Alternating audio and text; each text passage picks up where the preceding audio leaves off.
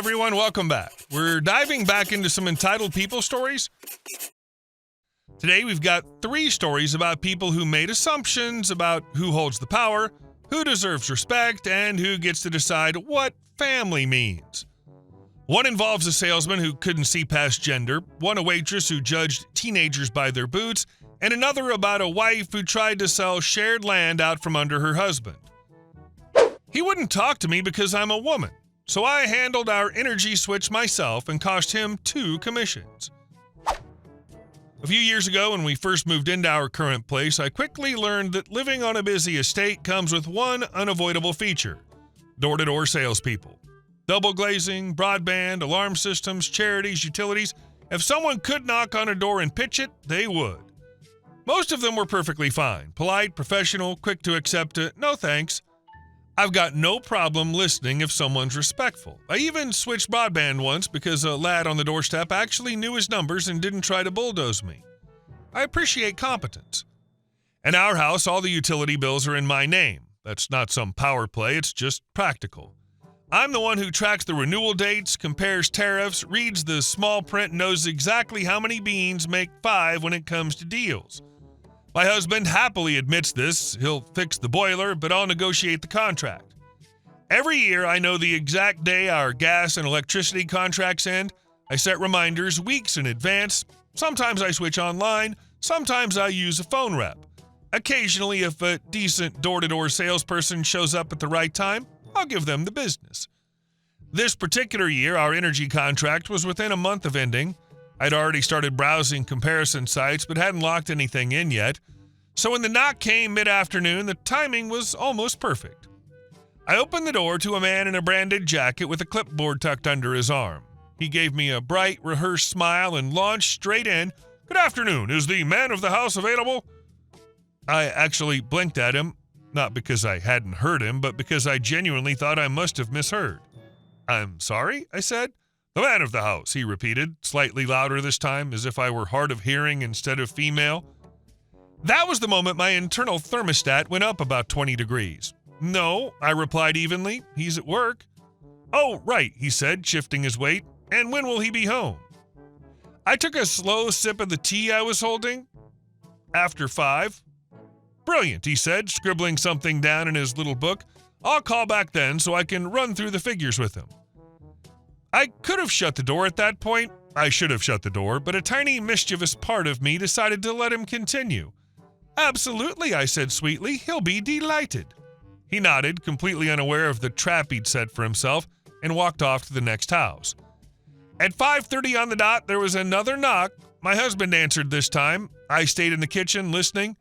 "Evening," the salesperson began. "I'm here to speak with you about your gas and electricity tariffs." There was a pause. "Why didn't you speak to my wife about that earlier?" my husband asked, already sounding unimpressed.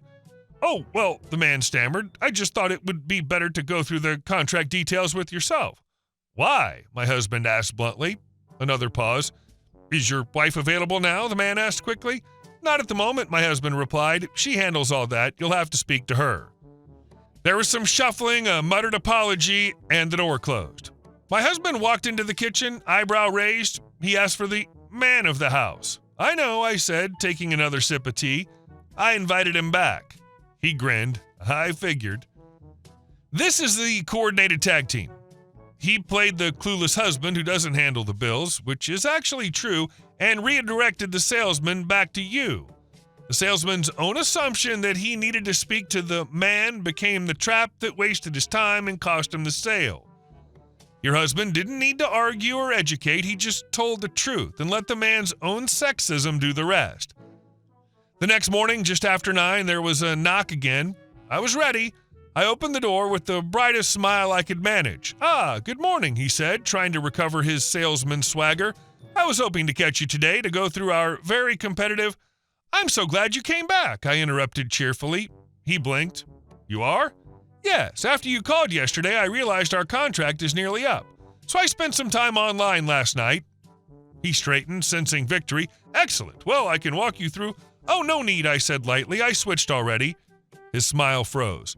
"To your company, actually," I added, just to make sure it landed properly. "Gas and electricity. The online rate was very competitive." He stared at me. You switched? Yes, I nodded. All sorted. Paperwork confirmation came through this morning. There was a long silence where I could practically hear the mental calculation happening. Door-to-door energy reps work on commission. They get paid for contracts they personally secure. Online sign-ups, not so much. I would have been able to process that for you, he said finally, a bit tight around the edges. Oh, I'm sure, I replied, but since I wasn't the man of the house yesterday, I thought I'd better take care of it myself. His ears went pink. Well, he said stiffly, thank you for choosing us. Thank you for the reminder, I chirped. You actually timed it perfectly. And with that, I gave him a little wave and closed the door.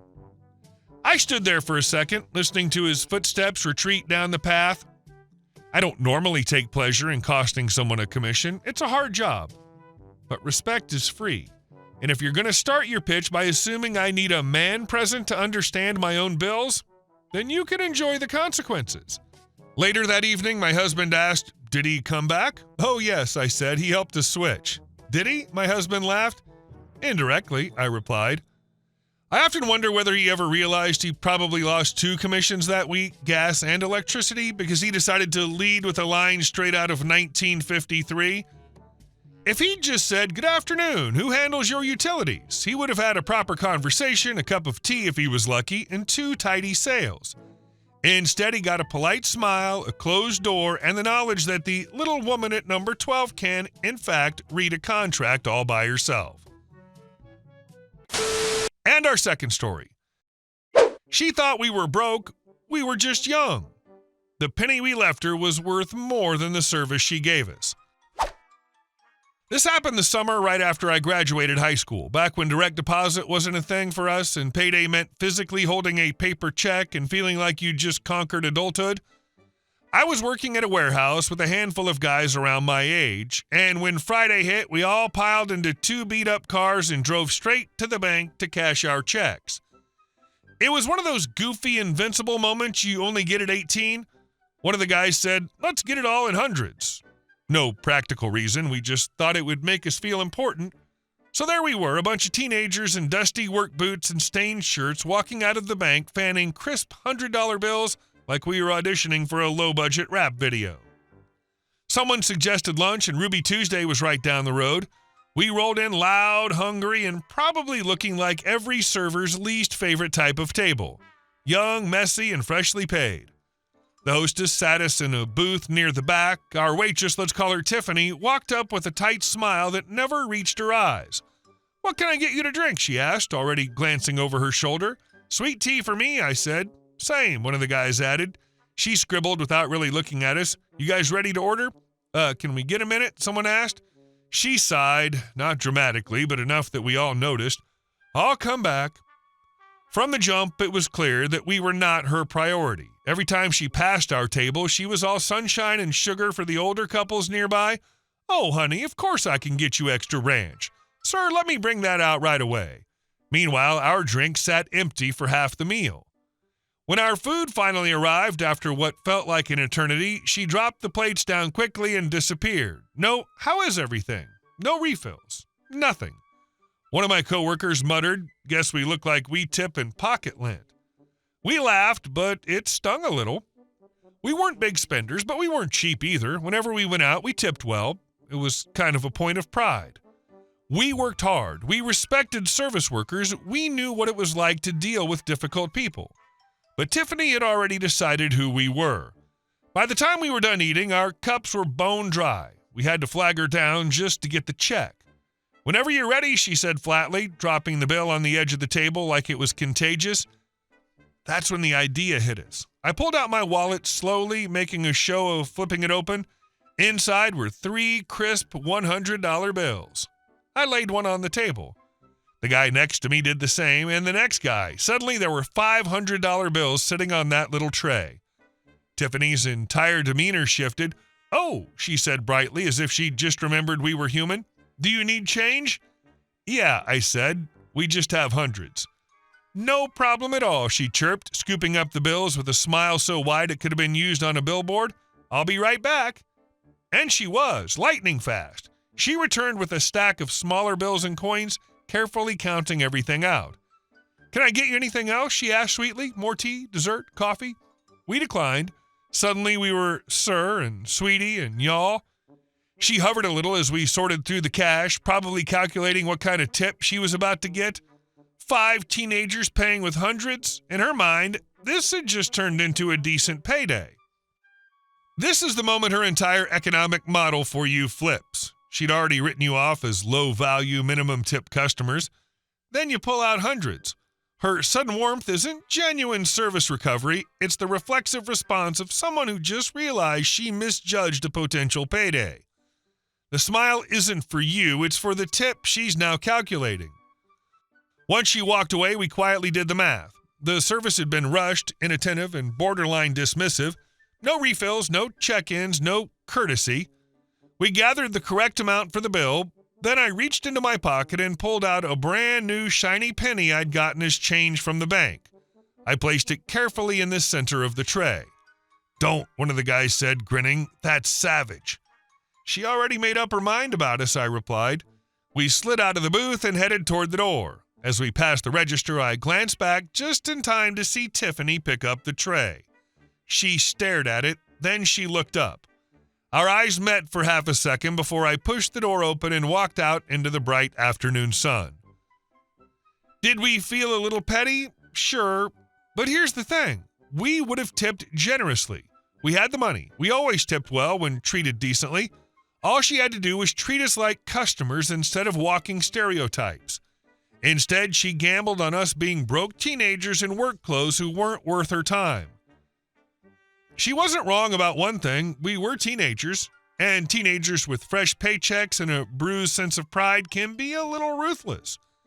That penny probably cost her a lot more than it was worth. And every time I think back to that day, I still laugh at how fast her tone changed when those $100 bills hit the table. And our last story. My wife attempted to sell our property without my consent. A few months ago, my wife and I were sitting at the kitchen table with a stack of house plans spread out between us. We own an acre of land just outside a small town in Minnesota. Quiet, wooded, the kind of place where you can actually hear the wind instead of traffic. We bought it a couple years ago and have been slowly planning to build on it. The plan was simple: 4 bedrooms, 1 for us, 1 for each of our 2 kids, and 1 extra room as a playroom/game room. Nothing extravagant, just a practical family home that we could grow into without tripping over each other. I slid one of the blueprints toward her and said, "What do you think about this layout? The bedrooms are all on one side and the living space opens to the backyard." She scanned it for about 10 seconds before her face tightened. "Where's my family staying?" she asked. I thought she was joking at first. I laughed. "Staying? Like visiting?" "No," she said flatly, "moving in." That's when I realized this wasn't a throwaway comment. She leaned back in her chair like she just uncovered a betrayal. "I already told them they'd be coming with us," she continued. "They're excited." I stared at her. "You what?" "My mom, my brother, maybe my sister if she needs to. They'll be staying with us. That's the whole point of having land." I felt my stomach drop. That was never the plan. "You only care about yourself," she snapped. "What about me?" I put both hands on the table and tried to keep my voice steady. We agreed this house was for us and the kids. I never agreed to build a compound for your extended family. She crossed her arms. "They need help. You know that." I do know that. Her family has struggled financially for years. Poor decisions, inconsistent work, always one emergency away from disaster. I've helped before. I've written checks. But there's a difference between helping and permanently absorbing 3 or 4 additional adults into your home. "This land is for our children," I said. "We bought it for stability." That land wasn't purchased casually. We bought it using part of the life insurance payout we received after our 1-year-old daughter died in 2021. That money was never extra. It was sacred. It was supposed to create something lasting for the kids we still have. She stood up. "So my family doesn't matter?" "They matter," I replied, "but this isn't their land." She's framing this as a test of love. If you won't sacrifice your children's inheritance for her family, you don't love her family. That's a false binary. The land isn't abstract wealth. It's the concrete, irreplaceable legacy of a child you lost. Her family's needs are real, but they don't supersede the purpose you and she originally agreed upon. Her unilateral promise to them was a betrayal of that agreement. That's when the situation escalated from disagreement to something uglier. A week later, I got a call from the town registrar. "Sir, we've received inquiries about ownership changes on your parcel," she said. "Ownership changes," I repeated. "Yes, someone requested information regarding transfer procedures for both lots." "Both lots? We own 2 adjacent parcels." I hung up and walked straight into the living room. "Did you contact the town about selling the land?" I asked. She didn't even deny it. Maybe I did. Why? Because if you won't build what we need, maybe we shouldn't build at all. "So you're trying to sell land that's half mine?" "It's half mine too," she shot back. And she was right. The land is jointly owned. I tried to compromise. I offered to sell one of the parcels to her siblings at market value. That way they could build next door if they really wanted to be close. She refused. "They can't afford market value," she said. "That's not my problem," I replied. I even suggested building a small ADU, a detached unit on the property. "They can live there," I told her. "But they pay rent, fair market, per room, about $900 each." She looked at me like I just insulted her entire bloodline. "You'd charge my mother rent?" "Yes," I said, "because I'm not building a charity hostel. The house itself, I'm paying for it. My job with a federal government contractor finally gave us financial breathing room. I'm the one taking on the construction loan. I'm the one whose credit is on the line." The more I thought about it, the more uneasy I became. If she was willing to explore selling the land to prove a point, what else might she do out of anger? So I did something that I know some people will call extreme. I met with an attorney. I transferred my ownership interest into a trust. The primary beneficiaries? My children. The trust has explicit language. Only my direct descendants can build and reside on the property. No in-laws, no siblings, no extended family. It's structured to prevent unilateral sale without strict conditions. When I told her, she went quiet for a long time. "If you don't trust me," she finally said. "I trust you to love our kids," I replied. "I don't trust you not to gamble their future to rescue grown adults who won't rescue themselves." She accused me of being cold, controlling, selfish. Maybe I am selfish when it comes to protecting my children's inheritance. I watch one of my kids die. I will not watch the security of the others get chipped away because someone else thinks land equals open invitation. Her family still has no legal stake. They never did. The registrar hasn't called again. The blueprints are still on the table. 4 bedrooms, 1 for us, 1 for each child, and 1 extra room that was supposed to be for laughter and game nights, not resentment. If her family wants to live nearby, they can buy land like everyone else. If they want to live under my roof, they'll pay market value. I'm not building a house funded by my daughter's death to become someone else's retirement plan. She hasn't brought up selling the land since the trust paperwork was filed. Sometimes protecting what's yours means being the villain in someone else's story. I can live with that. Let's talk about what winning actually means in these stories. Story 1's weapon was redirection. Our OP didn't argue, didn't lecture, didn't demand an apology. She simply let the salesman's own assumptions lead him to a closed door, then quietly completed the transaction he'd excluded himself from. 2 commissions lost, 1 lesson delivered, no confrontation required. Story 2's weapon was symbolism. A single penny on an otherwise empty tip tray says more than any angry note ever could. It's not about the monetary value, it's about the message. You decided we were worthless before we even ordered. Here's exactly what that decision earned you. That penny will haunt Tiffany longer than a bad Yelp review. But Story 3 wins, not because it's satisfying, frankly, it's heartbreaking. The OP isn't celebrating. He's protecting his children's future from his own wife using legal architecture to permanently secure land bought with a dead daughter's insurance money. That's not revenge, that's triage. The trust isn't a weapon, it's a vault. And the fact that he had to build it at all is the real tragedy. So what's your verdict? Which story had the best response? Vote in the comments, 1, 2, or 3. Hey guys, thank you all for watching the video. I'll see you in the next one.